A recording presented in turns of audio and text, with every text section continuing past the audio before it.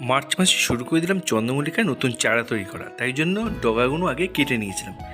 এগুলো ফাঙ্গিসাইড মেশানো জলে কিছুক্ষণ ভিজিয়ে রাখলাম। এবার নিয়ে নিলাম পরিষ্কার বালি, যাতে এগুলো বসাবো। আর নিয়ে নিলাম কাটিং পাউডার। ডগাগুলো নিয়ে কাটিং পাউডারে মাখিয়ে নিলাম। নিয়ে এবার ওই বালিতে আস্তে আস্তে গর্ত করে বালিতে পরপর বসিয়ে দিলাম।